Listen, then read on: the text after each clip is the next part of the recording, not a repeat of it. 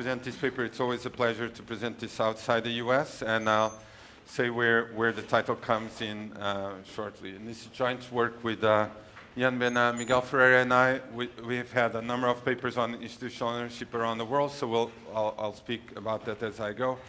And Pedro, who's also Portuguese, and half of my countrymen are called Pedros anyway, so. High level, what we're trying to do is to answer this debate about whether global capitalism in new form of cross-border portfolio flows are detrimental or conducive of capital formation. And this is a debate wherever you go. I'll mention what locust means in a second, but people are worried whether foreign capital may impair capital formation, so fixed capital, human capital, employment, so is there asset stripping, are jobs being lost in a local economy as a result of foreign capital? Foreign capital gets labeled as hot money. If you go back to Asian crisis or other episodes, you've seen this labeling. Maybe foreign capital is interested in short-term gains at the cost of long-term investing, might make managers more unwilling to invest for the long run. On the other hand, my work with Miguel Ferreira, which I'll bring up as we go along, has suggested that no, you actually do need this foreign capital and tap into this less constrained source of capital that is less encumbered by ties to local entrenched insiders, managers, and the like, and can tolerate risks better and can be better diversified. So I cannot thank more people in this room for building this literature over the years. I'm not, of course, the person who started this literature. To suggest that there are other forms of ownership beyond the Bjorn means dispersely owned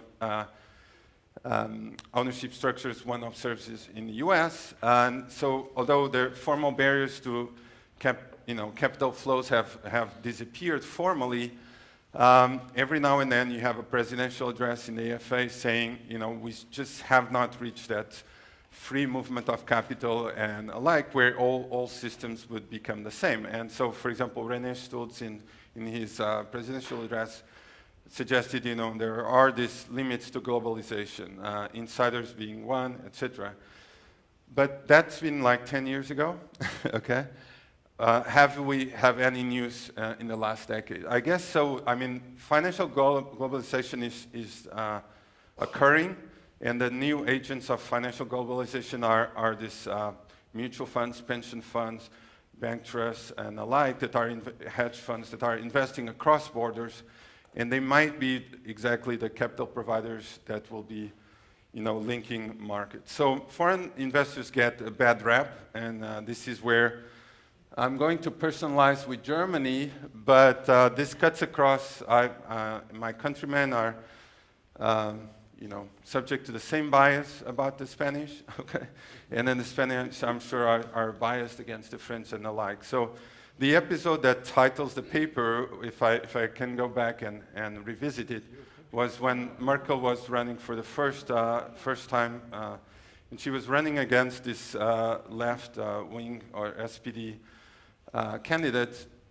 And during the debate, there were a few there was a KKR episode, so private equity that was coming into Germany. There was the Children's Investment Fund, I believe, that was blocking Deutsche Börse from buying the London Stock Exchange and the like. So there were hedge funds and private equity money coming in. And that became pretty controversial in Germany at the time. And the left-wing or center-left candidate decided he was going to take a stand against this. So he became very famous for this, this saying, which is that he was going to support those companies. He meant German companies who act in the interest of their future, in the interest of the employees against this irresponsible locust swarm. So that's the Der Spiegel, which is the German, a very well-known publication. And that's like the German depiction of scary grasshopper. I get scared anytime I see a German drawing, and that's exactly. And my mom's a German teacher, so I'm not actually going to do justice to the title.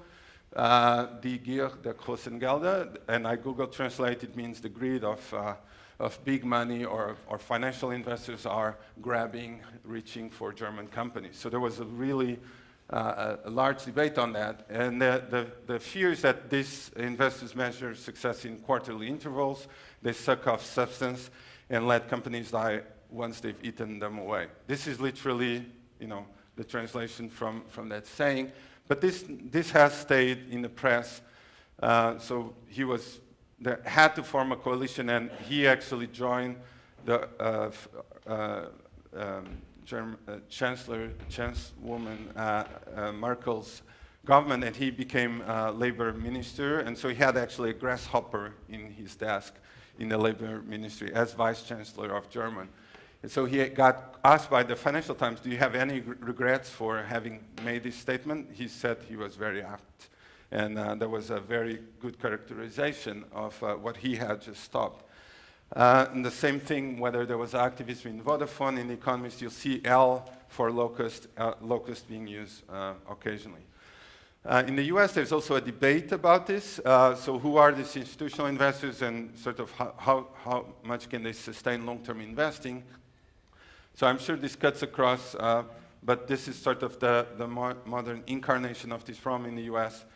And this is Larry Fink, the CEO of BlackRock, and he's written this letter to S&P 500, I believe, all CEOs of these large companies in the US, to say that do not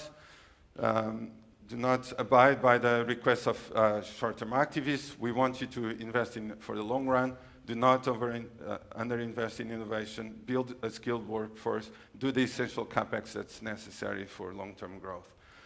So we're going to be, I'm going to show you a picture, but basically we're going to talk about how, different markets that have more or less institutional ownership, and then we break down by foreign versus domestic ownership, are more or less able to sustain long-term investing. So on the extreme, you'd have the US and UK, which have plateaued at very high levels of institutional ownership. So vertically, you can see they're in like 2/3 or 70% these days of ownership of modern corporations in the US and UK are by these institutional investors. And down here, you have Japan.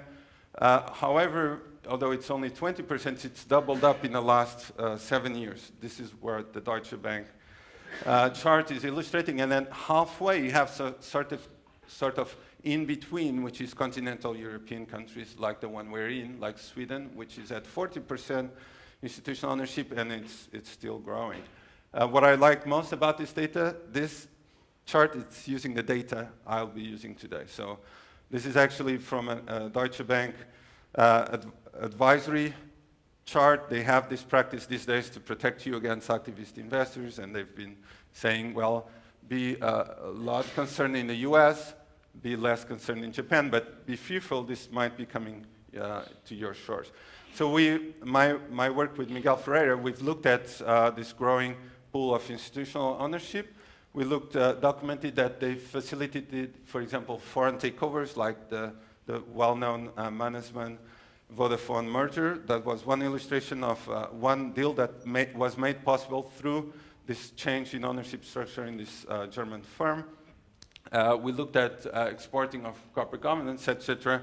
So we thought we had data and means to examine this question. And as I said, there had been prior U.S. evidence on whether institutional investors foster or impair long-term investing, and it's been fairly mixed. But more recent papers like Dagion, Van Rijn, and Singale's paper, they suggest that actually institutional ownership can sustain long-term investing, and it's been positive news. But there's, for example, a recent paper by Jared Harford and others that would say may curtail capex. So here are a preview of the results. We are going to have an identification strategy here, so bear with me for a second. But we're going to see when there are exogenous reasons that foreign investors are coming into a given market, does it lead to and then we look at, does it lead to lower capex? No. Does it lead to jobs being cut? No. Does it lead to less patents, less innovation? No.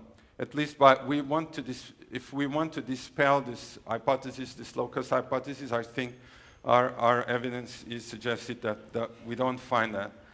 And I'll go through that, and then we'll look at, well, they could be doing more investing, but is it better investing? So we look at measures of productivity and shareholder value, and we find they're positively associated with foreign ownership.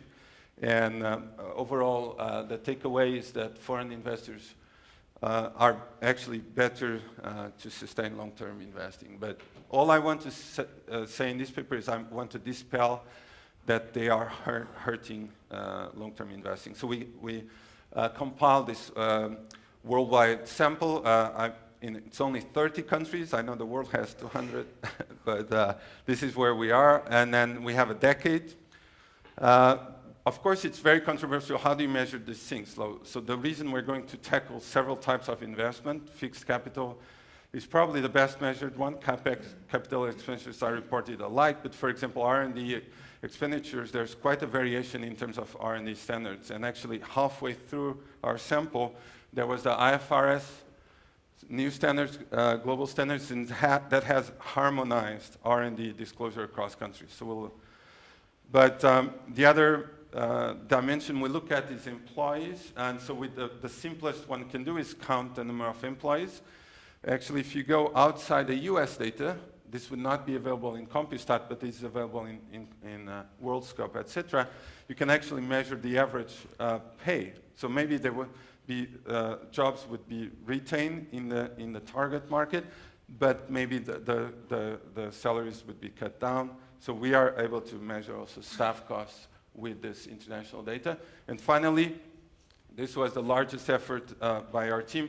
We looked at patents across the world. So to our knowledge, we were among the first papers to look at patent counts by firms all over the world. So we spent a lot of time describing that in the paper. I'm not going to spend too much time, but we merged all our firms to the US Patent Office, and that was quite a challenge.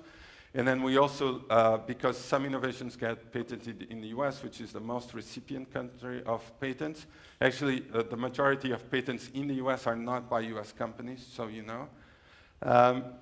We also look at triadic patents, so patents both in the US, in the European Patent Office, and in the Japanese Patent Office. This is a patent, for example, for my iPhone, okay? This is the stuff that just, makes sure that when I put my fingerprint in, it logs in. That's what our source data would look. The good news is that you don't need to, this is all online. So you go to patents.google.com, that's what we did, and we built our sample just doing that. Our patent data, when compared to others, is fairly comprehensive. So if you look at who's investing around the world, this, you'd have some charts about that in the paper, but basically you see who's doing CapEx, R&D, and then who's getting patents. You'll see that Europe is spending a lot, but getting less in output, okay? Then this is our cross-section of countries. As I said, there's more actually even split between capital formation in the US and other markets. But as I said, there's more patents outside in the US than inside the US. Interestingly, of course, the number of patents depends on the industry. So like pharmaceuticals, one patent may be worth a lot of money, whereas an iPhone may have hundreds of patents inside. So just patent counts is an imperfect measure. The other thing we look at is, of course, institutional ownership. And we measure that, and more details on that are in the paper with FactSet lines. Just what I want to say is this is mandatory disclosure across the world. And this data is available in WRDS. So this is my sales pitch. If you need my business card in the end to tell you where you can find this and subscribe to this, there's no reason you guys couldn't do this paper because the data is now in Word. So we've collaborated to make the data accessible in Word. Our identification strategy is when foreign investors are forced to to hold a given stock. So to illustrate that, right now, there's this huge debate just a couple of days ago whether China will be added to the MSCI index, whether the A shares are added or not. That's going to lead to a huge rebalancing of global portfolios. To the token that China will go from 26% of the MSCI to 40-something%. So that's going to literally lead to flows into China. So we look at the first stage being in the MSCI, this global Morgan Stanley Capital International Index, or outside, and then we validate this instrument because that leads to foreign ownership, does not lead to domestic ownership. So it's going to attract one capital flow, but not the domestic one, as a placebo. And then in a second stage, in an IV, we're going to document across all these types of investments a positive rather than a negative effect on in this case, it's CapEx R&D. In the next table, and we do a bunch of robustness checks on that. In the next one is employment, positive coefficient there as well. We do a bunch of robustness. We look at patents again, like hundreds of robustnesses in the paper, which I'll skip. But basically, it doesn't come negative through all of this.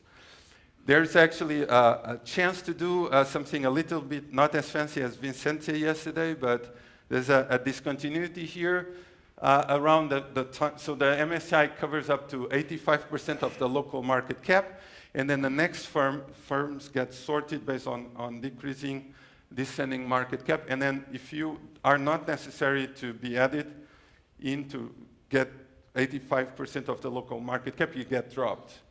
And then you may be added in. So we look at additions and deletions, and it's very clear that there is a discontinuity in foreign institutional ownership around that threshold. We use an IV with a bandwidth. We've tried other things here, but that is local identification. It's not as broad as what I've shown you before with a general IV, but it suggested that there is.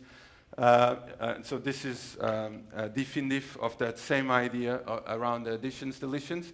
Subsequent to the addition to the MSCI, foreign ownership goes up, CapEx, employment, and patent counts go up in the subsequent years. This is just a graphical plot of the foreign ownership goes up, domestic ownership stays flat. What happens next? Long-term investing, employment, and patent counts go up. We had a few extra slides, and I know Patrick is here, and other people have this argued for long-term or more permanent forms of capital. We are trying great. I don't know how I made it. So in the later half of the paper, we talk about when you look at a locust, right, a grasshopper, there are two characteristics about it. First, it's a myopic creature. So that is sort of in that original quote. The second thing, it's an insect and we're humans. So we're trying to break down, is it their short-termness or is it their foreignness? Okay, and we're trying to break down, is it that foreigners are naturally more short-term oriented, or is it because they're naturally born elsewhere and we are local? And so we break that down. We find that it doesn't. We control for their horizon through this churn rate, which is how often they buy and sell their securities. So I have a paper with my advisor and another co-author in the JFE suggesting that measure. We find that it's both important to have long-term and short-term. What really matters is their foreignness in our context, at least. We look at that. Some cross-sectional tests on when does it matter the most. It matters the most if governance in the firm is less shareholder-centric. It's more important in countries that have less minority shareholder protection, et cetera, et cetera. Let me skip this for a second. And just to close, the final thing is we look at whether this is value additive investment or is this just more investment. And so we look at measures such as for total sales, foreign sales, and Tobin Qs as measures of whether the firm is better able, for example, to globalize, to become itself being selling in foreign markets, and does it lead to higher market-to-book valuations? And we don't document that it does.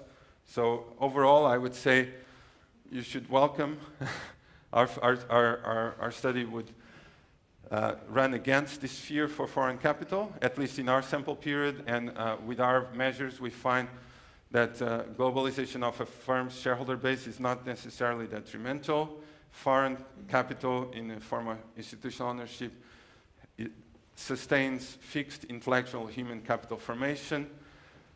We think there's a good story why this is the case. The foreign are more arm's length investors, the domestic investors are more conflicted investors, and overall our results go against this popular fear for foreign investors. So I was able to do this presentation without bringing up Donald Trump. But I think this is fairly general phenomenon, the fear for foreigners. So thanks very much.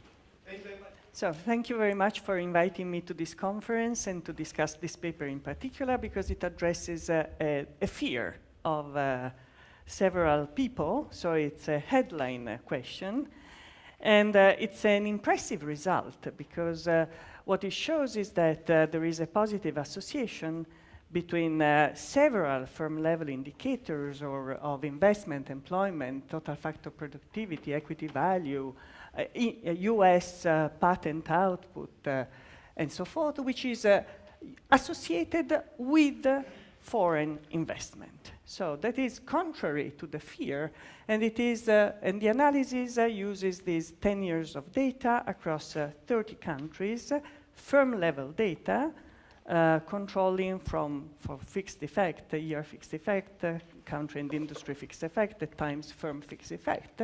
And it also, it runs as a robustness check, this MSCI, these diff and diff across MSCI additions, especially MSCI additions.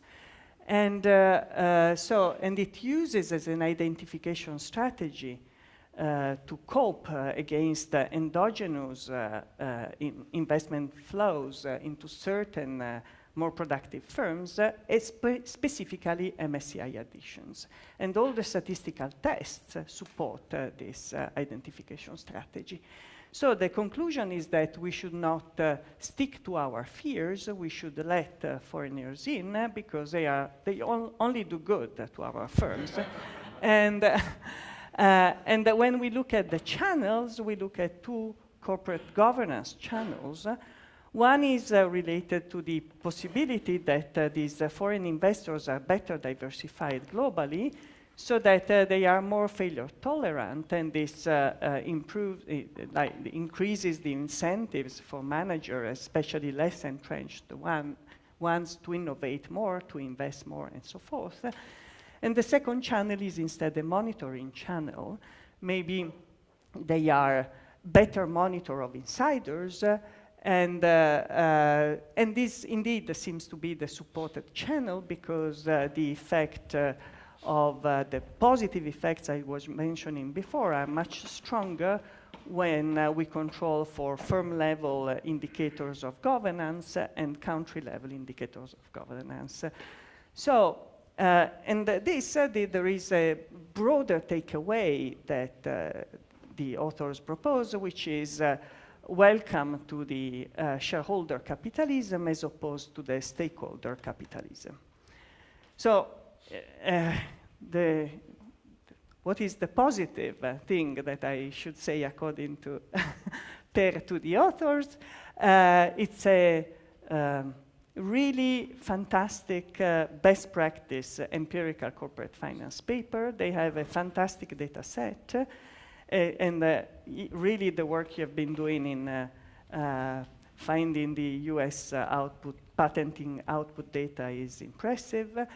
And there is a headline question. It will go not only on Spiegel, but also on the Economist. Headline conclusion, large global data sets, and this extensive analysis with alternative methodologies. So what are the maybe puzzles I would like to know more about. One is a logical concern that may map into a methodological concern.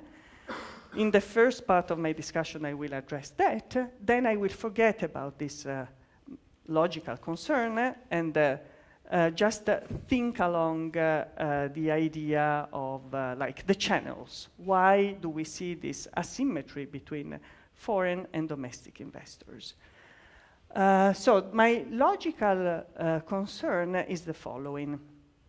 There is a very large literature on Standard & Poor additions that has been stimulated by the fact that in principle, Standard & Poor additions should be neutral, like they should be dictated by criteria that have nothing to do with future performance of the firms that are being added, but there have been considerable evidence that indeed they are associated with increased liquidity, they convey information about future improved performance, and also these additions may make investors, domestic investors, this is a literature that has to do with the US mostly, domestic investors, and making them aware, they lead to increased investor participation into these stocks. Of course, there is also a mechanical aspect that index funds may also want to invest more into the firms selected by these Standard & Poor criteria. So my question is, why should MSCI additions differ from Standard & Poor additions? Why is there this asymmetric effect between domestic and foreign ownership?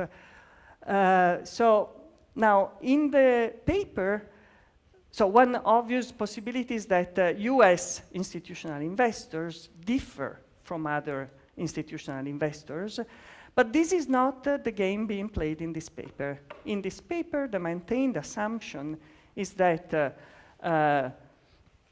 KKR investing in Italy has the same effect as Amundi or Eurizon, two mutual funds investing into Tata, okay? So it's the same across types of investors and across country of origins of foreign investors.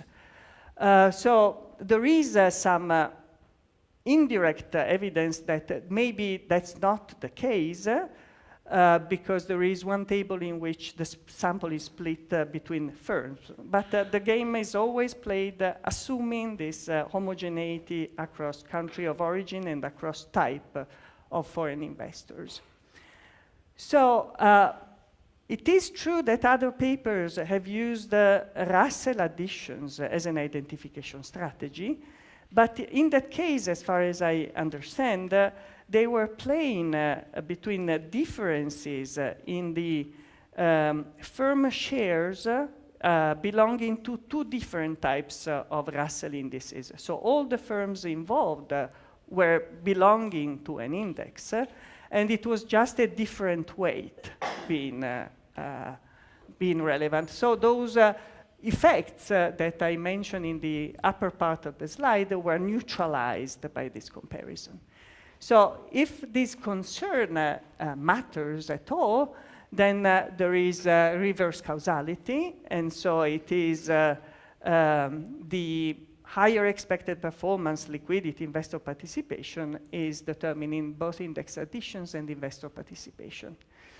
So there is a way out from this concern, is to focus more the analysis on a diff in diff around index deletions. Why? Because Chen and others show that there is no permanent price effect of associated with index deletions, whereas there is this permanent price effect associated with index additions. There is this like a robustness check in the paper associated with additions and deletions, And indeed, we can see that in the case of deletions, there is also a response by domestic institutional investors.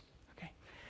So now, so one possibility would be to focus more to convince us that the same effect occurs also with deletions.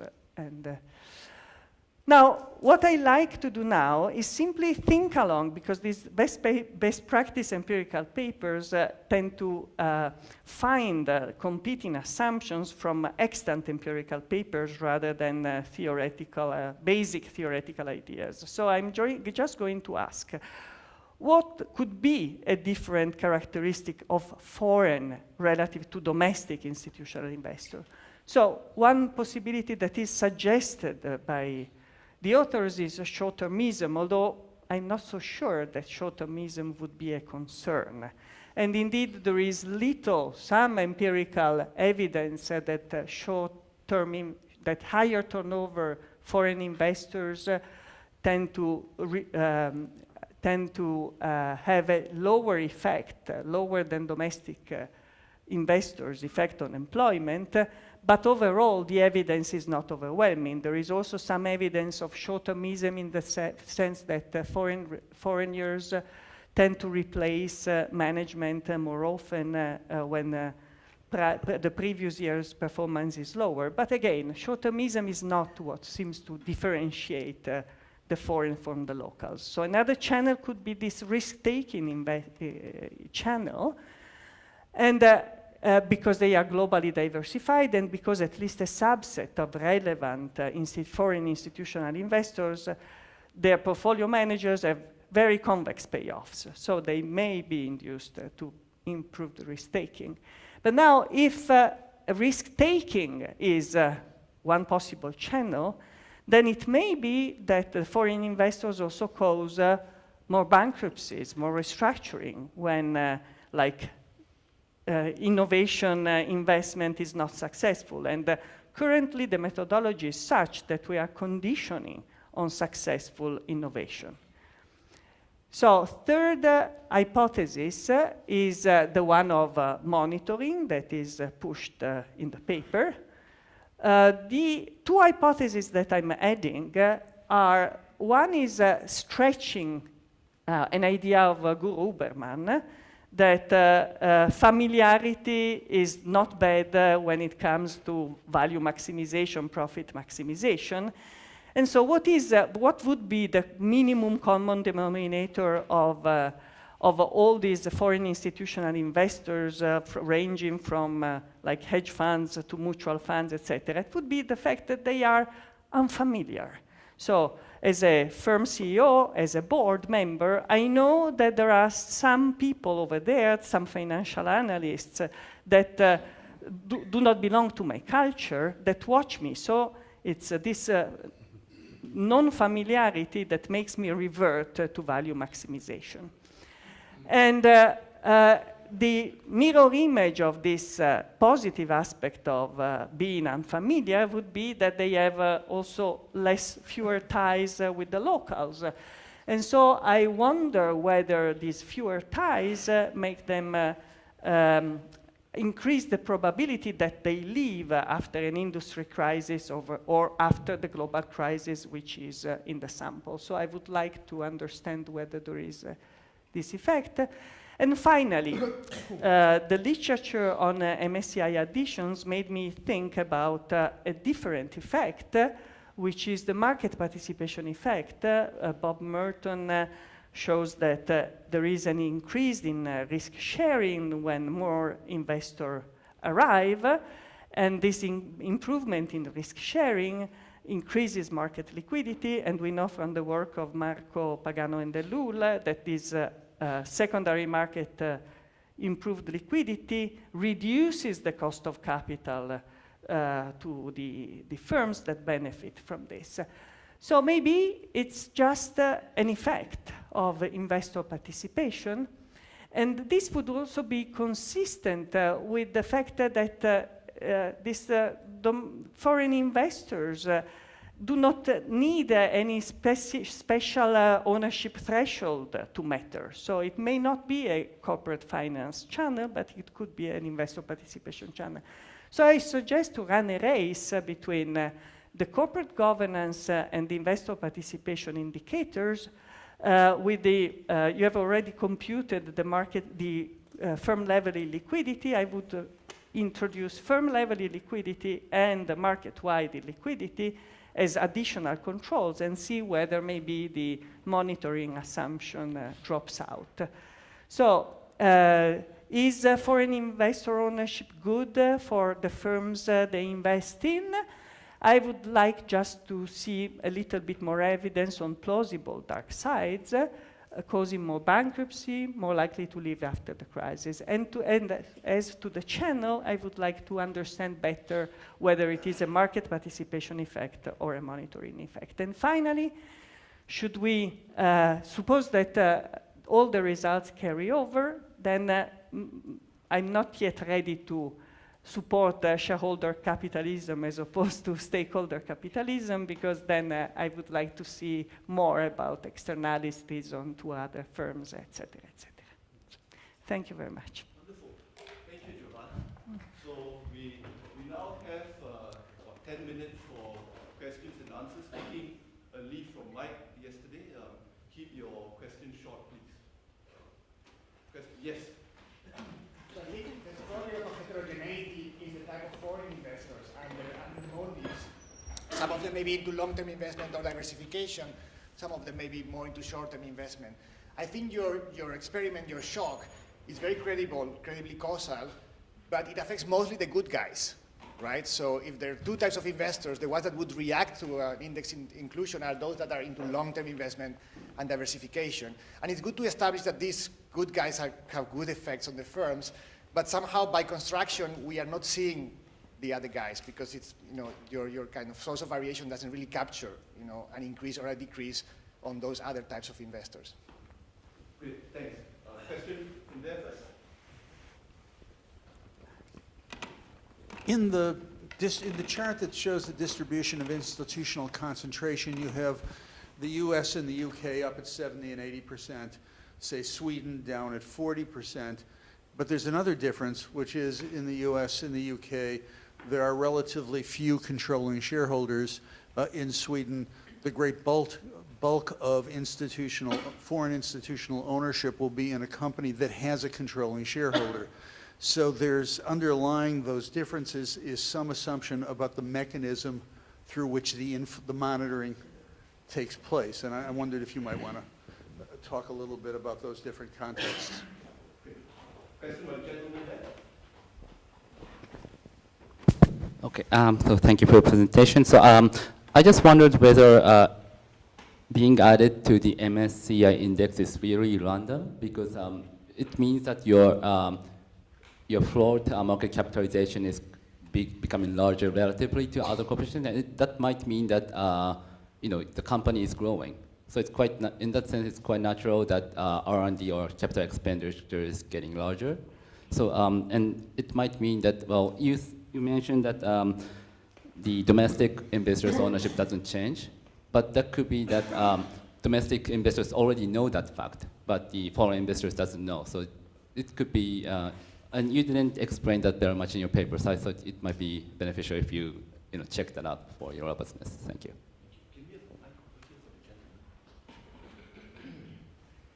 I have a very similar question to the previous one. So MSCI addition, so I don't know that much about it, but for example, China, MSCI still hasn't added China, whereas other indices have. And it makes me think, if they're late to the game and they're really playing it safe and they're adding a country to the index or a stock market, a domestic stock market to the index, they're just picking up a growing economy, and it relates very much to the previous question. Okay, great. All right, one more question, and then I have to give Pedro some time to respond. Maybe I missed it, but your story seems to me to be very much about active investors, like the idea that people come in and they close down, like they make decisions. And your measures all seem to be just lumping active and passive together. So I was wondering if you're doing anything about it, or... Pedro?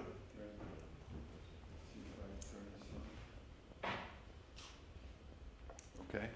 Thanks very much for the discussion. So we share the concerns about whether MSCI contains any information or not. Let me just say, in the dream world, and I'll give you two examples. China has not been added, and there's some concerns about, and there's some informational content to the decision by MSCI to add finally the A shares. That will be, probably contain some information. I'd say the best examples one would have is the time when Greece was downgraded from developed to emerging, and I'm from Portugal, so I was just hopeful that Portugal would go next. And I have two events, and then I have Israel going the opposite way, going from basically emerging to, and if I had very many of these, I would have enough sort of quasi-exogenous events that I could use. Unfortunately, they do not occur that frequent. Most of the additions, deletions tend to be within the country, and they tend to be if a company is doing relatively better to the other ones, right? So then they get it in, and then not. So I think, of course, the Russell strategy is better. So there's, I can see that over there it's actually the other way around. When you get downgraded, so you go from the Russell 1000 to the Russell 2000, institutional ownership goes up rather than down. And so there's better, I would agree, better identification there. So I'm fully aware. I think we test by looking at the domestic owners if they react or not. But there's no ideal strategy here. We'll definitely take your suggestion to work more on the deletions and not focus purely on the additions. So those are well taken. And I'd say the discussion's second point, which is why foreigners are different. So this paper, and combined with the other papers we have, suggest mostly this monitoring hypothesis. But I think your recommendations to looking at risk taking and risk sharing, etc., are well taken. So we can also look into that. The reason why we think foreigners are different is, from a monitoring standpoint, is they're more arm's length investors. So let me just give you a couple of examples. Who's the largest institutional asset manager in Korea? Anyone know? Samsung Funds. Right. Who's the largest institutional investor based in India? Tata, Reliance. So would you say these are foreign monitors that, or would you say BlackRock, or who's of these two, who would you say is the more likely to be the external monitor? There's a higher chance that the foreign investor in India and a foreign investor in Korea would be a better external monitor than a locally conflicted investor. So the same thing in Germany. Who's the largest asset manager in Germany? DWS, which is part of Deutsche Bank, and Allianz, etc. And these are the same companies that have banking relationships, that have insurance relationships, or maybe themselves block holders in the same economy. And so that's the contrast we're trying to play across these markets. Externalities, well taken as well, and we'll definitely have to,